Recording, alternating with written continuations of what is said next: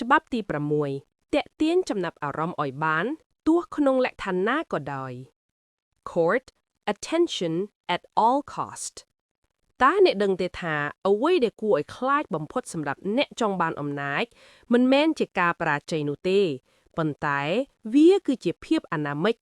ឬការដែលគ្មាននរណាម្នាក់ស្គាល់ឈ្មោះរបស់អ្នកទាល់តែសោះនៅក្នុងពិភពលោកដែលពោរពេញដោយសំឡេងរំខានបើអ្នកមិនអាចធ្វើឲ្យគេមើលឃើញអ្នកទេនោះសមត្ថភាពនិងចំណេះដឹងរបស់អ្នកនឹងត្រូវកប់ចោលទៅក្នុងស្រមោលរបស់អ្នកដទៃរហូតអស់មួយជីវិតចងចាំថាអ្វីដែលមើលមិនឃើញគឺស្មើនឹងមិនមានអត្ថភាពឡើយថ្ងៃនេះយើងនឹងមកជជែកគ្នាអំពីច្បាប់ទី6ទាក់ទាញចំណាប់អារម្មណ៍ឲ្យបានទោះក្នុងលក្ខខណ្ឌណាក៏ដោយនៅក្នុងវីដេអូនេះអ្នកនឹងដឹងពីអាចកំបាំងដែលថាហេតុអ្វីបានជាការដែលគេស្អប់ប្រសើរជាងការដែលគេមិនស្គាល់យុទ្ធសាស្ត្របង្កើតភាពអាចកំបាំងដើម្បីឲ្យមនុស្សតាមដានអ្នកមិនដាក់ធ្នេកនិងមេរៀនពីស្ដេចសៀក P.T. Barnum ដែលប្រើល្បិចដ៏សាមញ្ញបំផុតដើម្បីទាក់ទាញមនុស្សរាប់លាននាក់ត្រៀមខ្លួនឲ្យរួចរាល់ព្រោះថ្ងៃនេះយើងនឹងរៀនពីរបៀបធ្វើជាតួឯកដែលគ្រប់គ្នាត្រូវតែសម្លឹងមើលពេលនេះយើងមកមើលពីសិល្បៈនៃការបង្កើនពន្លឺឲ្យខ្លួនឯងក្នុងលោកដែលមនុស្សមមាញខ្លាំងបើអ្នកមិនធ្វើឲ្យគេងាកមើលទេនោះសមត្ថភាពរបស់អ្នកនឹងត្រូវកប់ចោលឥតន័យនេះគឺជាការបកស្រាយលម្អិតលើផ្នែកទី1ខ្លឹមសារស្នូលនៃច្បាប់ The concept ច្បាប់នេះផ្អែកលើការពិតមួយគឺថាអ្វីដែលមើលមិនឃើញគឺស្មើនឹងមិនមានអត្ថភាពឡើយទោះបីអ្នកពូកែដូចទេវតាបើអ្នកសំងំក្នុងរូងភ្នំគ្មាននរណាស្គាល់អ្នកក៏គ្មានអំណាចអ្វីដែរការប្រយុទ្ធប្រឆាំងនឹងភាពអនាមិក Fighting anonymity គ្រោះថ្នាក់បំផុតសម្រាប់អ្នកចង់បានអំណាចគឺការក្លាយជាមនុស្សមធ្យមដែលបាត់ខ្លួនក្នុងចំណោមហ្វូងមនុស្សយុទ្ធសាស្ត្រអ្នកត្រូវតែមានអ្វីមួយដែលប្លែក stand out វាអាចជា style តុបតែងខ្លួនរបៀបនិយាយឬសកម្មភាពដែលគ្មាននរណាហ៊ានធ្វើគោលបំណងធ្វើឲ្យឈ្មោះរបស់អ្នកលេចធ្លោជាងគេជានិច្ចនៅពេលគេត្រូវការនរណាម្នាក់ឈ្មោះរបស់អ្នកត្រូវតែជាឈ្មោះទី1ដែលលោតឡើងក្នុងខួរក្បាលគេការវិនិច្ឆ័យតាមរយៈសម្បកក្រៅកុំរអ៊ុំរអមថាពិភពលោកអយុត្តិធម៌ដែលមើលតែសម្បកក្រៅផ្ទុយទៅវិញចូលប្រើវាឲ្យคล้ายជាប្រយោជន៍ចិត្តសាស្ត្រម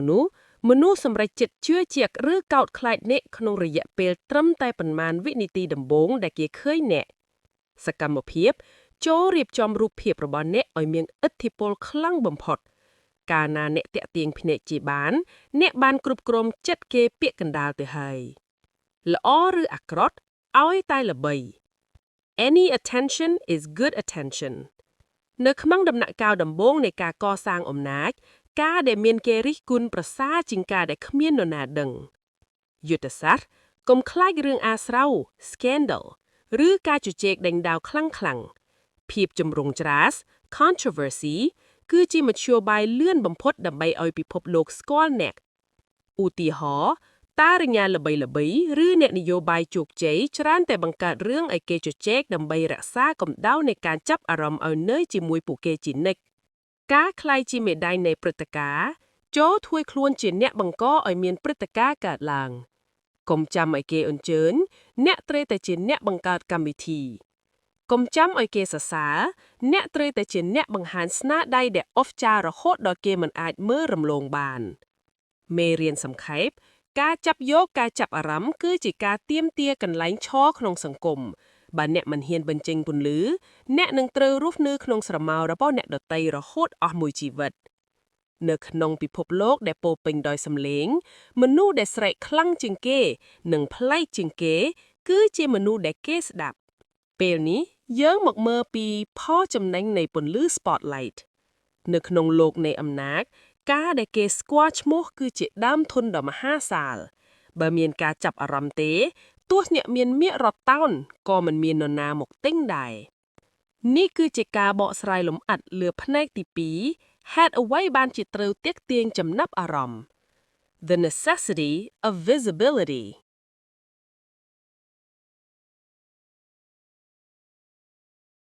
មូលហេតុដែលអ្នកត្រូវដណ្ដើមយកចំណាប់អារម្មណ៍ឲ្យបានគឺដោយសារ1ការបង្កើតអំណាចបញ្ជានៅពេលដែលមនុស្សគ្រប់គ្នាផ្ដោតភ្នែកមកលើអ្នកគឺជាអ្នកគ្រប់គ្រងបរិយាកាសចិត្តសាស្ត្រហ្វូងមនុស្សមាននិន្នាការដើរតាមឬជឿជាក់លើអ្វីដែលល្បីឬអ្វីដែលលេចធ្លោជាងគេលទ្ធផលការចាប់អារម្មណ៍បង្កើតបានជាបារមីនៅពេលអ្នកមានបារមីអ្នកមិនបាច់ចំណាយកម្លាំងបកស្រាយច្រើនទេមនុស្សនឹងផ្ដោតស្ដាប់អ្នកដោយឯកឯង2ភាពស្ងប់ស្ងាត់ពេកនាំឲ្យបាត់បង់ឱកាសនៅក្នុងការប្រកួតប្រជែងការងារអាជីវកម្មឬស្នេហាមនុស្សដែលគេមើលឃើញមុនគេគឺជាអ្នកដែលទទួលបានឱកាសមុនគេការពិតដ៏ជូរចត់មនុស្សដែលពូកែស្ងៀមស្ងាត់ច្រើនតែត្រូវគេបំភ្លេចចោលឬត្រូវគេដណ្ដើមស្នាដៃយកទៅបាត់យុទ្ធសាស្ត្រអ្នកត្រូវតែធ្វើឲ្យគេចងចាំវត្តមានរបស់អ្នកជានិច្ចដើម្បីកុំឲ្យឱកាសមាសធ្លាក់ទៅក្នុងដៃអ្នកដទៃដែលពូកែអួតជាងអ្នកកាយគ្រប់គ្រងការនិទានរឿងកាលណាអ្នកជាចំណុចកណ្ដាលនៃការចាប់អារម្មណ៍អ្នកគឺជាអ្នកកំណត់ថាតើពិភពលោកគួរគិតអ្វីឥទ្ធិពលអ្នកអាចប្រែការចាប់អារម្មណ៍នោះដើម្បីផ្សព្វផ្សាយពីគុណតម្លៃគោលដៅឬផលិតផលរបស់អ្នកការការពារនៅពេលអ្នកល្បីល្បាញអ្នកមានសម្លេងដើម្បីការពារខ្លួនពីការមួលបង្កាត់មនុស្សដែលគ្មាននរណាស្គាល់គ្មានសម្លេងសម្រាប់តវ៉ាឡើយការបង្កើតភាពតាក់ទាញការចាប់អារម្មណ៍ប្រៀបដូចជាមេដែកកាលណាអ្នកកាន់តែល្បីមនុស្សកាន់តែចង់ចូលមកជិតអ្នកចង់ធ្វើការជាមួយអ្នកនិងចង់ផ្ដល់អត្ថប្រយោជន៍ឲ្យអ្នកច្បាប់ធម្មជាតិធនធានតែងតែហូរទៅរកកន្លែងដែលមានពន្លឺខ្លាំងជាងគេមេរៀនចងចាំការដែលគេនិយាយអាក្រក់ពីអ្នកវាប្រសើរជាងការដែលគេមិននិយាយពីអ្នកសោះក្នុងโลกនៃអំណាចភាពអនេមិកការដែលគ្មាននរណាស្គាល់គឺជាការស្លាប់បាត់បង់អត្ថិភាពចូលធ្វើជាតួឯកនៅក្នុងឆាកជីវិតរបស់អ្នកកុំធ្វើជាតួអង្គបន្ទាប់ដែលគ្រាន់តែដើរកាត់កាមេរ៉ាឲ្យសោះឥឡូវនេះយើងនឹងមកដល់ផ្នែកទី3យុទ្ធសាស្ត្រអនុវត្តការតាក់ទាញការចាប់អារម្មណ៍មិនមែនមានន័យថាត្រូវធ្វើខ្លួនជាមនុស្សថ្លោនទេប៉ុន្តែវាគឺជាការប្រើចិត្តសាស្ត្របង្អោញដើម្បីឲ្យមនុស្សងាកមកមើលអ្នកដោយជៀសមិនរួចនេះគឺជាការបកស្រាយលម្អិតលើផ្នែកទី3យុទ្ធសាស្ត្រតាក់ទាញការចាប់អារម្មណ៍ tactics ដើម្បីក្លាយទៅជាមេដែកតាក់ទាញគ្រប់ក្រសែភ្នែកអ្នកត្រូវប្រើបច្ចេកទេសទាំង3នេះ1បង្កើតភាពអាថ៌កំបាំងមនុស្សតែងតែចង់ដឹងចង់ឃើញនៅអ្វីដែលគេមើលមិនធ្លុះកាលណាអ្នកបង្ហាញអ្វីគ្រប់យ៉ាងពីខ្លួនឯងគេនឹងឆាប់ធុញទ្រាន់យុទ្ធសាស្ត្រកុំប្រាប់ផែនការរបស់អ្នកទាំងអស់កុំបង្ហាញអារម្មណ៍ពិតរបស់អ្នកជានិច្ចចូលធ្វើឲ្យគេឆ្ងល់ថាតើគាត់កំពុងគិតអ្វីតើគាត់នឹងធ្វើអ្វីបន្តលទ្ធផលភាពអាថ៌កំបាំងនឹងធ្វើឲ្យគេតាមដានអ្នកមិនដាក់ភ្នែកការដែលគេចំណាយពេលគិតពីអ្នកគឺជាជ័យជំនះនៃអំណាចរបស់អ្នក2ការប្រើប្រាស់ភាពចម្រូងចម្រួតឬហ្វូរ៉ូមៀននៅក្នុងពិភពលោកដែលពោពេញទៅដោយរឿងដដែលការដែលអ្នកហ៊ានធ្វើអ្វីមួយដែលប្លែកឬប្រឆាំងនឹងចរន្តនឹងធ្វើឲ្យអ្នកល្បីភ្លាមយុទ្ធសាស្ត្រចូលហ៊ានបញ្ចេញមតិដែលប្លែកពីគេ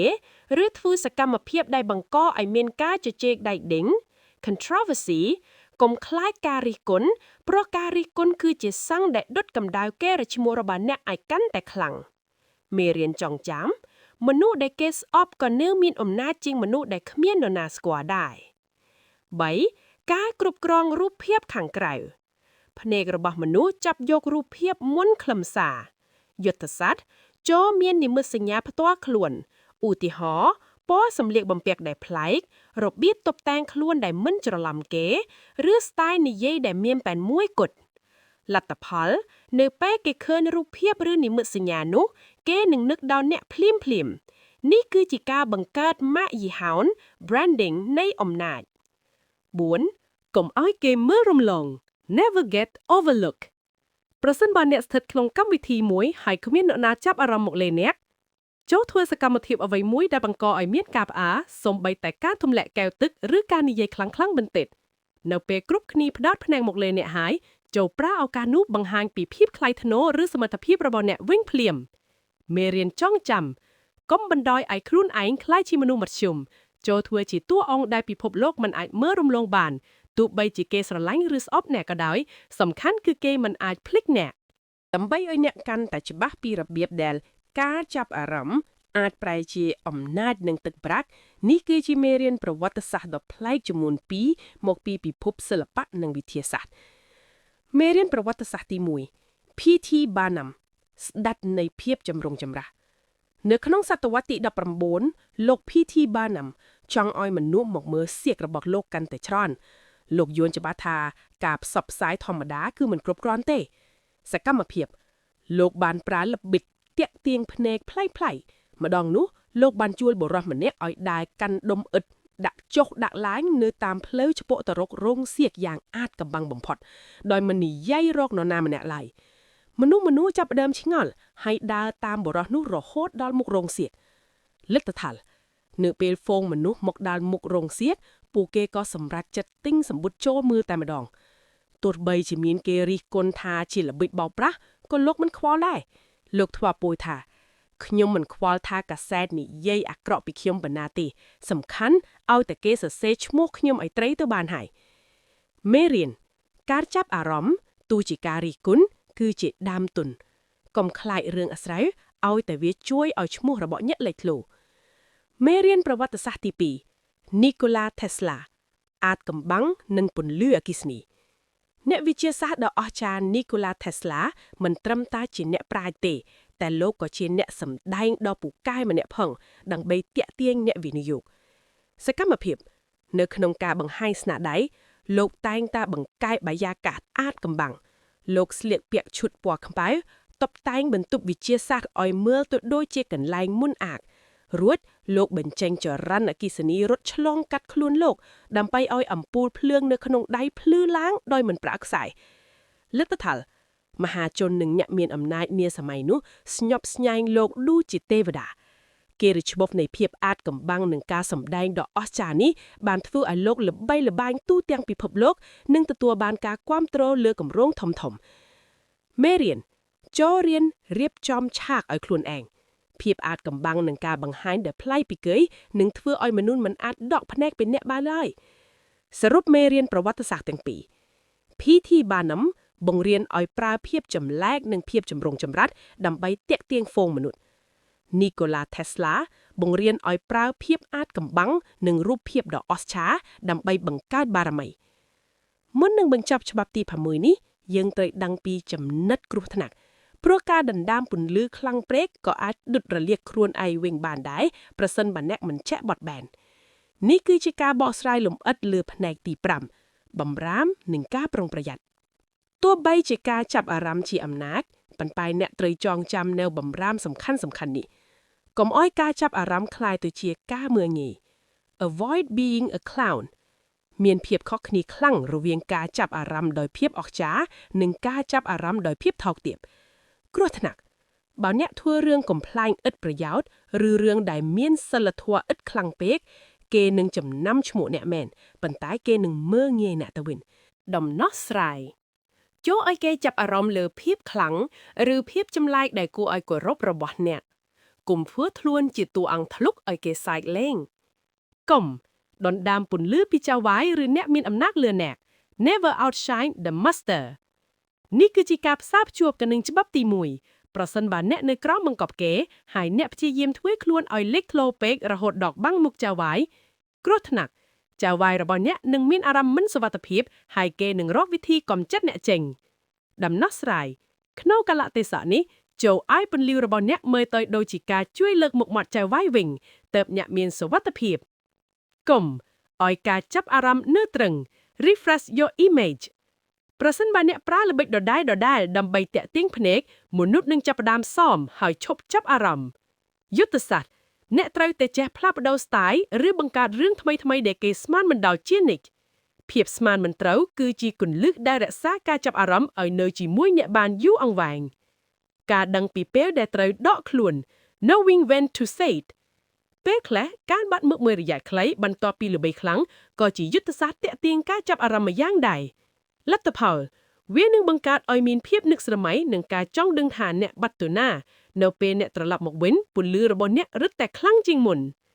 មេរៀនចងចាំសម្រាប់ច្បាប់ទី6ការចាប់យកការចាប់អារម្មណ៍គឺជាការបើកទ្វារទៅរកអំណាចបើទ្វារបើកហើយចូលដើរចូលទៅដោយភាពជឿជាក់និងភាពថ្លៃថ្នូរដើម្បីឲ្យមនុស្សគ្រប់គ្នាដែលងាកមកមើលអ្នកមិនអាចដកភ្នែកចេញពីអ្នកបានពន្លឺ spotlight អាចជួយឲ្យអ្នកក្លាយជាស្ដេចប៉ុន្តែក៏អាចរលាកភ្នែកអ្នកមើលបានដែរបើអ្នកផ្លាវវាមិនចំគោលដៅ